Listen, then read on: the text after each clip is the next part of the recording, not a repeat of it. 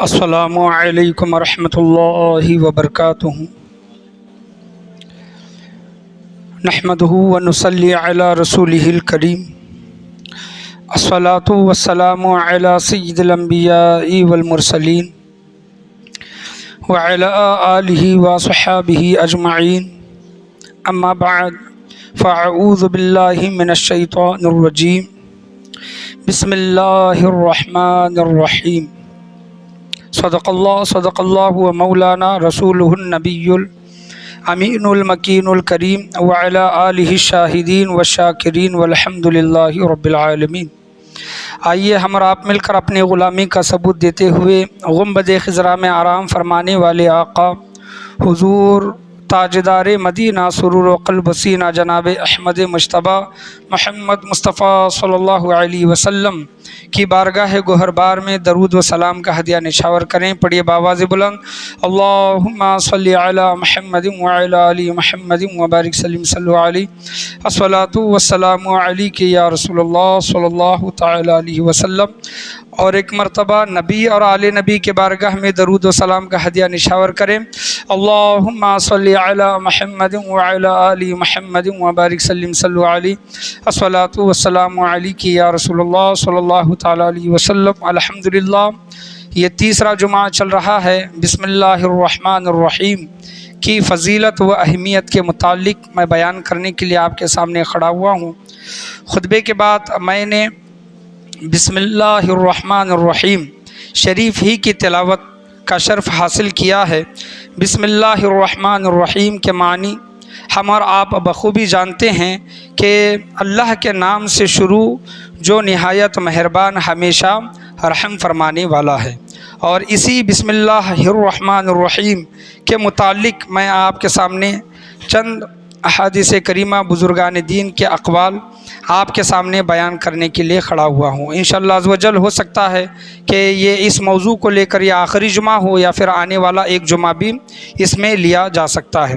اب دیکھیں کہ بسم اللہ الرحمن الرحیم کی فضیلت اور اہمیت آپ کے سامنے میں جب بیان کرنے کے لیے کھڑا ہوا ہوں، اس کے متعلق صحابہ کرام کے اقوال، صحابہ کرام کے قول کیا کیا ہیں، انشاءاللہ عز و جل میں آپ کے سامنے بیان کروں گا۔ احادیث کریمہ کیا کیا ہیں، در منصور ہی کی دو حدیث میں آپ کے سامنے بیان کرتا ہوں۔ در منصور میں حضرت مولائے کائنات علی المرتضیٰ رضی اللہ تعالیٰ عنہ بیان کرتے ہیں بسم اللہ الرحمن الرحیم کے متعلق کہ آپ رضی اللہ تعالیٰ عنہ نے ارشاد فرمایا کہ ایک شخص نے بڑی عمدگی اور خوبی سے بسم اللہ الرحمن الرحیم لکھا، تو اللہ تبارک و تعالیٰ نے بسم اللہ الرحمن الرحیم لکھنے کی وجہ سے، لکھنے کی برکت سے اللہ تبارک و تعالیٰ نے اس شخص کو بخش دیا۔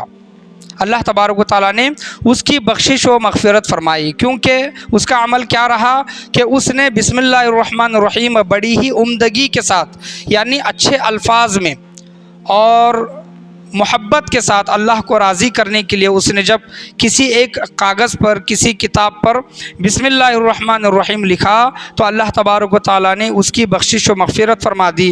در منصور کی دوسری حدیث ہے، حضرت انس رضی اللہ تعالیٰ عنہ بیان کرتے ہیں کہ جو شخص اللہ کی تعظیم کے لیے، اللہ کی تعظیم کے لیے بسم اللہ الرحمن الرحیم کو عمدہ شکل میں تحریر کرے گا، یعنی عمدہ شکل میں لکھے گا، تو اللہ تبارک و تعالیٰ اسے بخش دے گا۔ ہم اپنے زمانے میں، میں اپنے زمانے کی، بچپن کے زمانے کی میں بات کرتا ہوں کہ ہمارے استاد محترم وغیرہ جب ہم قرآن لیتے یا پھر قاعدہ لیتے، علم لیتے یا پھر کتابیں لیتے تو وہ ہمارا نام بھی لکھتے تھے اس میں۔ وہ ہماری کتاب ہے، اس وجہ سے ہمارا نام بڑے ہی اچھے الفاظ میں وہ لکھا کرتے تھے۔ اردو اور ہینڈ رائٹنگ ان کی بہت خوب ہوا کرتی تھی، تو وہ لکھنے کے پہلے ہمارے استاد محترم ہمارا نام لکھنے سے پہلے وہ بسم اللہ الرحمن الرحیم بہت ہی اچھے الفاظ میں لکھا کرتے تھے، بہت ہی اچھے الفاظ میں۔ ان کی ایک عادت کریمہ تھی، اور بہت سے متقی پرہیزگار جو اردو کو جاننے والے ہیں، اردو جو خط لکھتے ہیں یا پھر پہلے کے جانکار لوگ، کچھ اگر خط بھی لکھنا ہوتا تو خط کا آغاز کرنے سے پہلے وہ بسم اللہ الرحمن الرحیم لکھا کرتے تھے۔ اب یہاں پر دیکھیں کہ یہ بسم اللہ الرحمن الرحیم کی فضیلت کے متعلق تو نہیں ہے، لیکن کتابوں میں آیا ہے کہ جو کوئی انسان اپنی کتاب پر سمجھ لے یا پھر کوئی ایسی ایک شے پر بسم اللہ الرحمن الرحیم لکھتا ہے، یا پھر بسم اللہ الرحمن الرحیم نہیں بلکہ سمجھ لے کہ درود شریف لکھتا ہے، صلی اللہ علی النبی الامی والہ صلی اللہ علیہ وسلم، یا پھر صلی اللہ علیہ وسلم ہی لکھتا ہے، تو بزرگان دین ارشاد فرماتے ہیں کہ جب تک وہ کتاب میں لکھا رہے گا، جب تک وہ کتاب میں لکھا رہے گا درود شریف ہو یا پھر بسم اللہ الرحمن الرحیم ہو، اس لکھنے والے شخص کے نامہ اعمال میں فرشتے ہمیشہ نیکیاں لکھتے رہیں گے۔ اب دیکھیں کہ ہمارے پاس کتنی پرانی بھی کتاب ہوتی ہیں، 200 سال، 100 سال، 150 سال، 50 سال، اتنی پرانی بھی کتاب رہتی ہیں۔ اگر آپ کھول کر دیکھیں گے تو اس میں ہمارے باپ دادا نے یا پھر ہمارے بزرگوں نے یا پھر ہمارے استاد محترم نے اس پر بسم اللہ الرحمن الرحیم یا پھر درود شریف لکھا ہوگا۔ تو حضرت علی رضی اللہ تعالیٰ عنہ اور حضرت انس رضی اللہ تعالیٰ عنہ بیان کرتے ہیں کہ جو کوئی اچھے الفاظ میں اللہ کی تعظیم کے لیے، اللہ کو راضی کرنے کے لیے بسم اللہ الرحمن الرحیم کتابوں میں لکھتا ہے یا پھر کاغذ پر لکھتا ہے، اس کو محفوظ کر لیتا ہے، اس کو سیو کر لیتا ہے، اللہ تبارک و تعالیٰ اس شخص کی بخشش و مغفرت فرما دیتا ہے۔ اب دیکھیں کہ یہاں پر بسم اللہ الرحمن الرحیم یہ عربی میں ہی لکھنا ضروری نہیں ہے، عربی میں اگر لکھیں گے تو اس کو زیر زبر پیش وغیرہ دے کر لکھنا پڑے گا۔ اگر کسی کی انگریزی اچھی ہے، انگلش اچھی ہے ہینڈ رائٹنگ، تو وہ انگلش میں لکھ سکتا ہے۔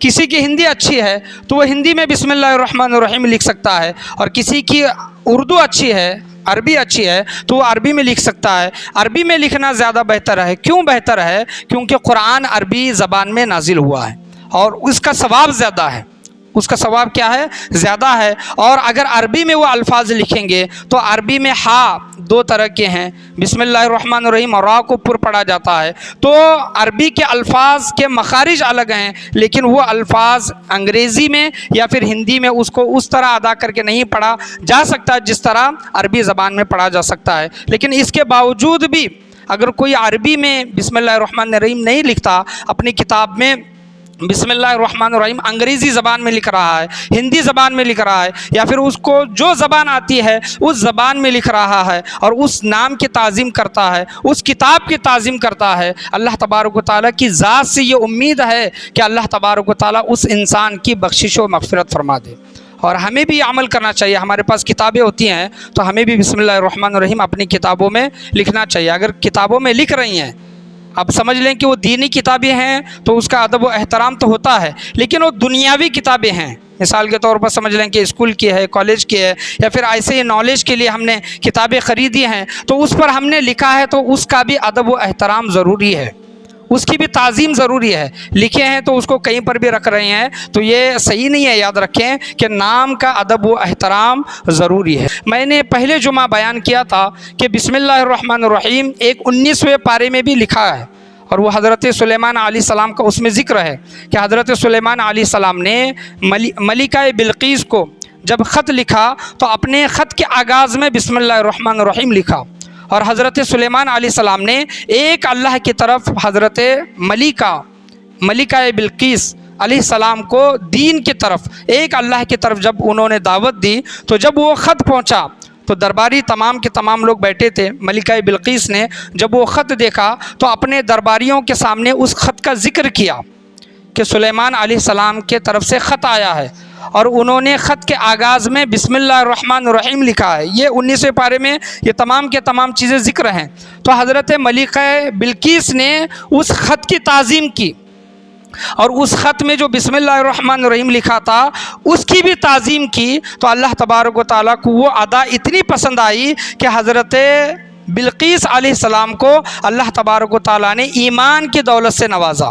وہ ایمان لے کر آئی، اور صرف ایمان لے کر نہیں آئی بلکہ ایک نبی کی وہ بیوی بھی بنی، ایک نبی کی، حضرت سلیمان علیہ السلام جن کی حکومت زمین، آسمان، جنات، ہوا، تمام چیزوں پر تھی ان کی حکومت، تو ایسے نبی کی حضرت بلقیس علیہ السلام زوجہ بنی، بیوی بنی۔ بیوی بننے کا وسیلہ کیا بنا؟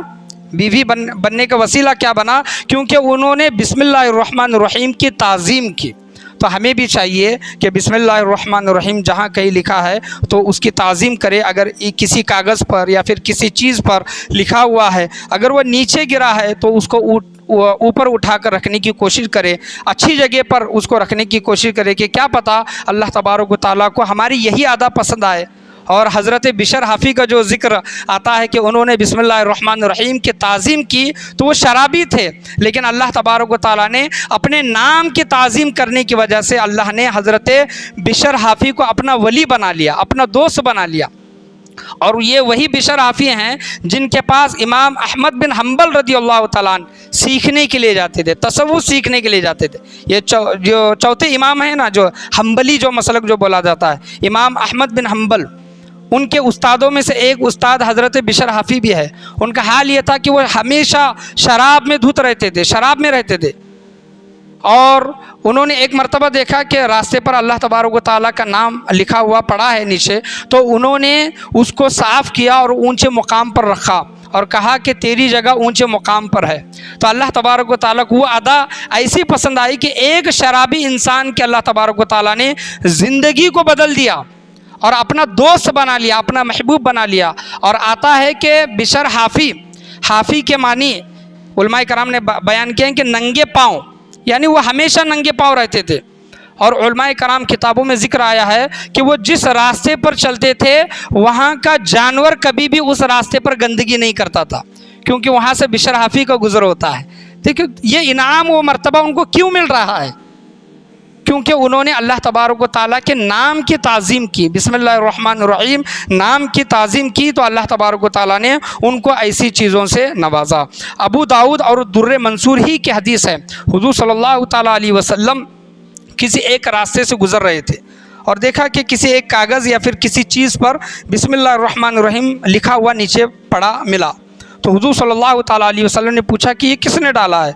तो फ़लाँ शख्स का किसी ने नाम बताया होगा। तो आप सल्लल्लाहु तआला अलैहि वसल्लम ने फरमाया कि ऐसा शख्स मलऊन है, अल्लाह तबारक व तआला की लानत हो उस पर कि जिसने अल्लाह तबारक व तआला के नाम को नीचे गिराया है। आप सल्लल्लाहु तआला अलैहि वसल्लम ने सरीह अल्फाज में उस शख्स के मुतालिक बयान किया है कि जो बिस्मिल्लाहिर्रहमानिर्रहीम की ताज़ीम नहीं करता और कागज़ हो या फिर किसी चीज़ पर लिखा हुआ नाम नीचे गिराता है, तो ऐसे शख्स पर लानत हो, ऐसा शख्स मलऊन है। आप सल्लल्लाहु तआला अलैहि वसल्लम ने इरशाद फरमाया। अब हम देखें कि ये चीज़ मैंने बयान की है कि हमारे शादी के कार्ड होते हैं, न्यूज़पेपर होता है, या फिर रमज़ान के कार्ड होते हैं, या फिर दिगर कोई भी ऐसे कोई एक बुकलेट हम बनाते हैं और उसमें हम बिस्मिल्लाहिर्रहमानिर्रहीम लिख रहे हैं, दरूद शरीफ लिख रहे हैं, तो उसकी ताज़ीम व तौक़ीर करना बहुत ज़रूरी है। याद रखें, वाजिब है हमारे ऊपर, उसकी बेइज्जती बेहुरमती नहीं कर सकते। अगर आप लिख रही हैं तो उस पर यह भी लिखना चाहिए कि इसका अदब व एहतराम करें, इसको नीचे ना गिराएं और इसको हमेशा ऊंची जगह पर रखें। फिर भी अगर बेअदबी होती है तो बेहतर है, मुनासिब है कि ऐसे अल्फाज जिसमें ताज़ीम का बहुत ज़्यादा अदब व एहतराम होता है, तो ऐसे अल्फाज, ऐसे जुमले, ऐसे ज़िक्र व अज़कार, ऐसे कलिमात लिखने से परहेज़ करें ताकि हम बेअदबी से बचें। अब मैंने एक चीज़ बयान की ना कि हमने बिस्मिल्लाहिर्रहमानिर्रहीम किसी किताब पर लिखा, दरूद शरीफ लिखा, जब तो वो किताब में रहेगा हमें सवाब मिलता रहेगा। तो इसी तरीके से हमने किसी कार्ड पर बिस्मिल्लाहिर्रहमानिर्रहीम लिखा, दरूद शरीफ लिखा और उसकी बेहुरमती हो रही है, बेअदबी हो रही है, जिस तरह सवाब मिल रहा है उस तरह गुनाह भी मिलेगा। जिसने वो शख्स लिखा है, तकसीम किया है, उसकी बेहुरमती हो रही है, बेअदबी हो रही है, उसका सही इस्तेमाल नहीं किया जा रहा, तो सवाब जिस तरह मिलेगा उसी तरह गुनाह भी मिलेगा। तो गुनाहों से बचने की कोशिश करें। अब देखेंगे बिस्मिल्लाहिर्रहमानिर्रहीम की फ़जीलत व अहमियत कितनी है कि तफसीर नईमी में आया है कि अल्लाह तबारक व तआला के 3000 नाम हैं। कितने नाम हैं? अल्लाह तबारक व तआला के 3000 और 99 नाम तो कुरान करीम फ़ुरक़ान हमीद में आते हैं। और बहुत से लोगों को अल्लाह तबारक व तआला के नाम तो याद भी रहते हैं। 99 नाम अल्लाह तबारक व तआला के 99 नाम कह के हम क्या करते हैं, उसका फ़ोटो भी बनाते हैं, घर में भी लगाते हैं। हुज़ूर सल्लल्लाहु तआला अलैहि वसल्लम के नामों का भी फ़ोटो बनाते हैं। लेकिन तफसीर नईमी में आया है कि अल्लाह तबारक व तआला के 3000 नाम हैं, उसमें से 1000 नामों का इल्म फ़रिश्तों को है, यानी फ़रिश्ते जानते हैं कि अल्लाह तबारक व तआला के 1000 नाम क्या हैं, हम नहीं जानते। और 1000 नाम उलमाए कराम बयान करते हैं कि 1000 नाम सिर्फ़ अम्बिया अलैहिस्सलाम को पता है, जो अल्लाह तबारक व तआला के नबी हैं। अल्लाह तबारक व तआला के 1000 नाम उनको मालूम है। اور 300 نام اللہ تبارک و تعالیٰ کے. یہ میں ڈیوائیڈڈ کر رہا ہوں 3000 میں سے. 1000 نام فرشتوں کو معلوم، 1000 نام نبیوں کو معلوم، اور 300 نام اللہ تبارک و تعالیٰ نے توریت میں ان کا ذکر ہے. اللہ تبارک و تعالیٰ کے ناموں کا توریت میں ذکر ہے 300 ناموں کا، اور 300 ناموں کا ذکر انجیل میں ہے، اور 300 ناموں کا ذکر زبور میں ہے. تو کتنے ہو گئے؟ 900 ہو گئے. وہ 2900 ہو گئے. تو 99 نام قرآن کریم فرقان حمید میں ہے. ایک نام بچتا ہے، اور صرف وہ اللہ تبارک و تعالیٰ کو معلوم ہے، اللہ تبارک و تعالیٰ کے علم میں ہے، وہ کوئی نہیں جانتا. یہاں پر آگے یہ چیزیں بیان کر کے 3000 نام بیان کر کے علماء کرام آگے بیان کرتے ہیں کہ بسم اللہ الرحمن الرحیم میں 3 نام آئے ہیں. بسم اللہ اللہ، الرحمن رحیم، الرحمن الرحیم، رحمان اور رحیم، اور بسم اللہ. یہ اللہ تبارک و تعالیٰ کے 3 نام آئے ہیں. تو علماء کرام بیان کرتے ہیں کہ جو صرف بسم اللہ الرحمن الرحیم کی تلاوت کرتا ہے، بسم اللہ الرحمن الرحیم کا ذکر کرتا ہے، تو جو 3000 جو نام ہیں ان ناموں کا مطلب یا پھر ثواب، اجر و ثواب اس انسان کو ملے گا جو صرف بسم اللہ الرحمن الرحیم پڑھے گا. بسم اللہ ایک، الرحمن ایک، اور الرحیم تیسرا. تو سمجھ لیں کہ بسم اللہ الرحمن الرحیم میں اللہ تبارک و تعالیٰ نے 3000 ناموں کا ثواب رکھا ہے. تفسیر نعیمی میں آیا ہے کہ جو کوئی بسم اللہ الرحمن الرحیم پڑھے گا تو گویا ایسا ہے کہ اس نے اللہ تبارک و تعالیٰ کو 3000 ناموں کے ساتھ یاد کیا. ایک نہیں، 2 نہیں، صرف بسم اللہ الرحمن الرحیم اس نے پڑھا تو گویا ایسا ہے کہ اللہ تبارک و تعالیٰ کے جو 3000 نام ہیں انہوں نے، اس انسان نے اللہ تبارک و تعالیٰ کو 3000 ناموں کے ساتھ یاد کیا. در منصور کا ایک واقعہ ہے کہ ایک بزرگ کہتے ہیں کہ جب میرے انتقال کے بعد میرے کفن میں بسم اللہ الرحمن الرحیم لکھ کر رکھ دینا، یا پھر میرے سینے پر یا پھر میرے ماتھے پر بسم اللہ الرحمن الرحیم لکھنا. اور ہوتا بھی ہے، ہم کرتے بھی ہیں ایسا. جب میت ہوتی ہے تو بسم اللہ الرحمن الرحیم کلمہ طیبہ لکھتے ہیں. تو بزرگ سے کسی نے پوچھا کہ بسم اللہ الرحمن الرحیم لکھنے کی وجہ کیا ہے؟ تو بزرگ نے کہا کہ جب میں اللہ تبارک و تعالیٰ کی بارگاہ میں پیش ہوں گا، جب میری ملاقات ہوگی یا پھر جب فرشتے آئیں گے، تو میں اللہ تبارک و تعالیٰ سے کہوں گا کہ اے باری تعالیٰ، تو نے ہم لوگوں کو قرآن مجید فرقان حمید عطا فرمایا، اور قرآن مجید فرقان حمید کا آغاز بسم اللہ الرحمن الرحیم سے ہو رہا ہے. کس سے ہو رہا ہے؟ بسم اللہ الرحمن الرحیم، اللہ کے نام سے شروع جو نہایت مہربان ہمیشہ رحم فرمانے والا ہے. جب تیری کتاب کا عنوان، کتاب کا موضوع بسم اللہ الرحمن الرحیم سے ہی ہو رہا ہے، تو اپنے انہی ناموں کے وجہ سے، انہی ناموں کے وسیلے سے میرے ساتھ وہی معاملہ کر جو تیرے ناموں میں ذکر ہے. ناموں میں کیا ذکر ہے؟ بسم اللہ الرحمن الرحیم، اللہ کے نام سے شروع جو نہایت مہربان ہے، ہمیشہ رحم فرمانے والا ہے. جب تیری یہ نام ہے تو انہی ناموں کے ساتھ میرا معاملہ کر اور مجھے بخش دے. یہ میری امید ہے، یہ میری تمنا ہے. اسی وجہ سے میرے سینے پر یا پھر ایک کاغذ پر لکھ کر یا پھر میرے ماتھے پر بسم اللہ الرحمن الرحیم لکھو، تاکہ اللہ تبارک و تعالیٰ کی بارگاہ میں جب میں پیش ہوں تو بسم اللہ الرحمن الرحیم کو اللہ تبارک و تعالیٰ کے سامنے پیش کروں. ایک تفسیر نعیمی کی ایک دوسری حدیث ہے. حضور صلی اللہ تعالیٰ علیہ وسلم اپنے معراج کا واقعہ بیان کرتے ہیں. مجھے معراج میں لے جایا گیا اور حضور صلی اللہ تعالیٰ علیہ وسلم نے بیان کیا کہ میں نے جنت میں 4 نہروں کو دیکھا. وہ 4 نہریں ایک ساتھ بہہ رہی تھی. ایک نہر تھی پانی کی، دوسری نہر تھی دودھ کی، اور تیسری نہر تھی شراب طہور کی. شراب طہور، یہاں کی شراب پینا حرام ہے، ناجائز ہے، لیکن وہاں پر جو شراب پلائی جائے گی اس سے نشہ نہیں چڑھے گا. وہ شراب طہور یعنی پاک شراب ہوگی. اور چوتھی جو نہر تھی، جس کو ہم چشمہ جو کہتے ہیں، نہر جو کہتے ہیں، چوتھی نہر جو وہ شہد کی تھی. تو حضور صلی اللہ تعالیٰ علیہ وسلم نے پوچھا حضرت جبرائیل علیہ السلام سے کہ یہ نہریں کہاں سے آ رہی ہیں؟ تو حضرت جبرائیل علیہ السلام کہتے ہیں کہ مجھے بھی اس کا علم نہیں ہے. ایک فرشتہ آ کر حضور صلی اللہ تعالیٰ علیہ وسلم سے کہتا ہے کہ یا رسول اللہ، فلاں جگہ سے، یعنی جنت میں فلاں جگہ سے وہاں سے وہ نہریں آ رہی ہیں. وہ فرشتہ حضور صلی اللہ تعالیٰ علیہ وسلم کو ان نہروں کے پاس جب لے کر جاتا ہے تو وہاں پر حضور صلی اللہ تعالیٰ علیہ وسلم دیکھتے ہیں کہ وہاں پر ایک درخت ہے. تفسیر نعیمی کا یہ واقعہ میں بیان کر رہا ہوں. ایک درخت ہے اور اس درخت کے نیچے ایک محل ہے. اور محل کو تالا لگا ہوا ہے، قفل لگا ہوا ہے۔ تو حضور صلی اللہ تعالیٰ علیہ وسلم نے کہا کہ اس کو کھولو، تو فرشتوں نے کہا کہ یا رسول اللہ ہم اس کو نہیں کھول سکتے، اس کو آپ ہی کھول سکتے ہیں۔ تو حضور صلی اللہ تعالیٰ علیہ وسلم نے پوچھا کہ اس کو کیسے کھولا جا سکتا ہے؟ تو اس کی چابی ہے بسم اللہ الرحمن الرحیم۔ حضور صلی اللہ تعالیٰ علیہ وسلم نے جب بسم اللہ الرحمن الرحیم پڑھا تو وہ دروازے کا قلب جس کو ہم کہتے ہیں وہ کھل گیا۔ وہ کھلنے کے بعد حضور صلی اللہ تعالیٰ علیہ وسلم اس عمارت میں، اس محل میں دیکھتے ہیں کہ 4 ستون ہیں۔ کتنے ستون ہیں؟ 4۔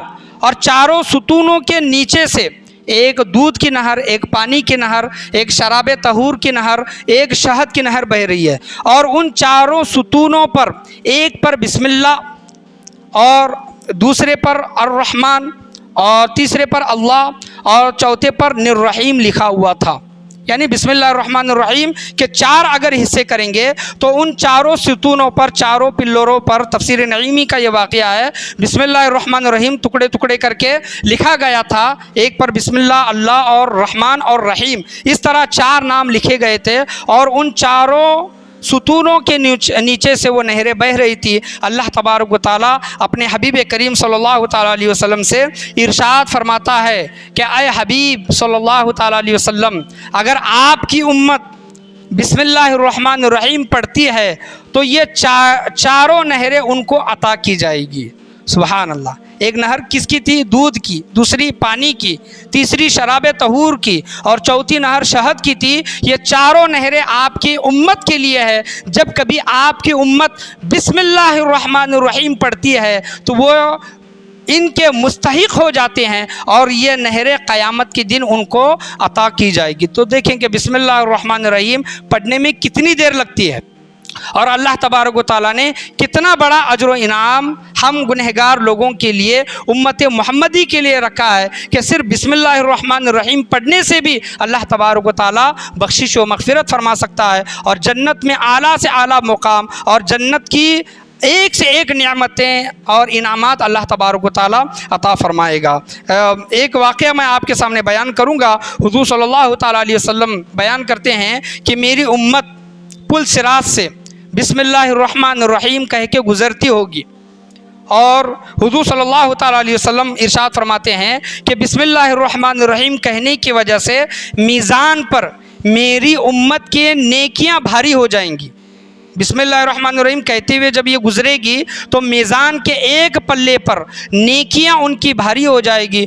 دوسری امتیں کہیں گی، نبیوں کی امتیں دیکھ کر کہیں گی کہ ان کے تو بہت زیادہ نیک اعمال ہے، امتی محمدی کے بہت زیادہ نیک اعمال ہے۔ تو ان کے نبی کہیں گے کہ نہیں، ان کے اعمال زیادہ نہیں ہیں، بلکہ ان کے کلام کا آغاز، یعنی قرآن کا آغاز، اور امت محمدی کا کلام کا آغاز۔ کلام سے مراد یہاں پر سمجھ لیں کہ قرآن پڑھنا بھی ہے، یا پھر اپنے ہر ایک نیک کام میں کیا کہنا ہے؟ شروعات میں بسم اللہ الرحمن الرحیم کہنا ہے۔ تو ان کے کام کے آغاز میں، کلام کے آغاز میں یہ بسم اللہ الرحمن الرحیم پڑھا کرتے تھے، اس وجہ سے ان کے پلے میں نیکیاں زیادہ ہے۔ اور نبی بیان کرتے ہیں کہ پورے مخلوق کی برائیاں، نبی بیان کر رہے ہیں، دوسرے قوم کے نبی بیان کر رہے ہیں کہ پورے قوم، پورے مخلوق کی گناہ اگر ایک پلے میں رکھا جائے اور بسم اللہ الرحمن الرحیم کو ایک پلے میں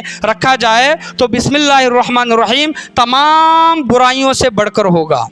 ان کا بسم اللہ الرحمن الرحیم کا پلہ باری ہوگا۔ یہ انبیاء کرام اپنی امتوں کو بیان کر رہے ہیں۔ تو اللہ تبارک و تعالیٰ نے بسم اللہ الرحمن الرحیم جیسی عظیم نعمت ہم کو عطا کیا ہے، تو اپنے ہر کام میں، جائز کام میں ہم اگر شروعات کر رہے ہیں تو بسم اللہ الرحمن الرحیم پڑھ کر اس کی شروعات کرنے کی کوشش کریں۔ اپنے زبان پر ہمیشہ بسم اللہ الرحمن الرحیم کا ورد جاری و ساری رکھنے کی کوشش کریں۔ آپ یہ دیکھ سکتے ہیں کہ مسلسل 3 جمعہ صرف بسم اللہ الرحمن الرحیم کی فضیلتوں کے متعلق بیان کیا جا رہا ہے۔ میں کہتا ہوں کہ یہ 3 جمعہ بھی کافی نہیں ہے، ایسے بہت سے واقعات ہیں، اگر آپ سنیں گے تو پریشان ہو جائیں گے کہ بسم اللہ الرحمن الرحیم کی ایسی بھی برکتیں، ایسے بھی انعامات ہو سکتے ہیں کیا، اور بسم اللہ الرحمن الرحیم کی اتنی بڑی فضیلت اور اہمیت ہو سکتی ہے کہ ہم اس کا اندازہ نہیں لگا سکتے۔ انشاءاللہ عز و جل वजल हुआ तो आने वाले जुमा में इस मौजू का इख्तिताम यानी इस मौजू को मुकम्मल करने की कोशिश की जाएगी। अल्लाह की बारगाह में दुआ है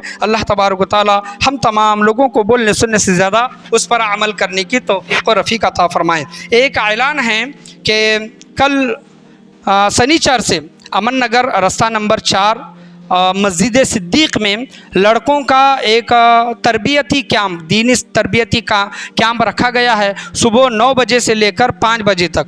ये 26 अप्रैल से ये शुरू है तो 10 मई तक इंशाअल्लाह अज़्ज़-व-जल 15 दिनों का ये लड़कों का समर कैंप है। सुबह 9 बजे से 5 बजे तक दोपहर में वहाँ पर खाने का इंतज़ाम है। तमाम हज़रात से गुजारिश है कि अगर छुट्टियाँ चल रही हैं आपके घर के अगर लड़के हैं बच्चे हैं तो वहाँ पर भेजने की कोशिश करें। वहाँ पर तरबियती और दीनी उनको तालीम देने की कोशिश की जाएगी। ये कल से इंशाअल्लाह अज़्ज़-व-जल इस कैंप की शुरुआत हो रही है। और अब देखें कि ये दूसरा हफ़्ता है। यहाँ पर मैं ये जो काली पट्टी जो बंधा हूँ, पिछले हफ्ते ये काली पट्टी जो थी वो वक्फ़ बोर्ड बिल को वापस लेने के लिए थी, लेकिन ये आज जो काली पट्टी जो बांधी गई है ये हमारे कुछ हिंदू भाई बहनें जो कश्मीर गए थे पहलगाम में, जो उनके साथ हादसा हुआ है और उनको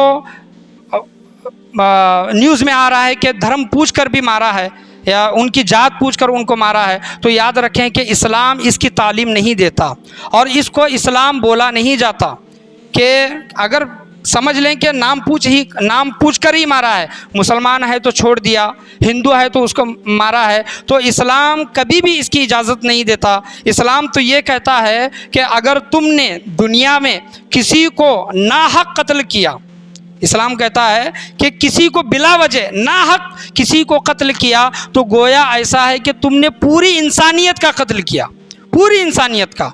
अगर तुमने इस दुनिया में किसी एक इंसान की जान बचाई तो गोया ऐसा है कि तुमने पूरी इंसानियत की जान बचाई। इस्लाम तो ये कहता है। लेकिन अब जो प्रोपोगंडा जो किया जा रहा है और एक जलते तवे पर अपनी रोटी जो सेकी जा रही है और ये कहा जा रहा है कि हिंदुओं का नाम पूछ कर, धर्म पूछ कर उनको मारा गया है, तो हमारा कहना तो ये था, सभी लोगों का कहना ये है कि आतंकवाद का कोई धर्म नहीं होता, हमारा ये कहना होता है। लेकिन अब ये कह रही हैं कुछ हिंदू लोग, ये कह रहे हैं, दंगा वगैरह कराने के लिए कह रहे हैं कि आतंकवाद का भी धर्म होता है, ये कह रही हैं। अगर आतंकवाद का धर्म होता है तो आपसे सवाल है कि अगर कोई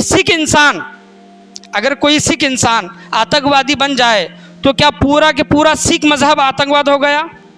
नहीं हो गया। अगर कोई हिंदू इंसान आतंकवादी बनता है, किसी को नाहक मारता है हिंदू कोई, तो क्या पूरा के पूरा हिंदू धर्म आतंकवाद हो गया? नहीं।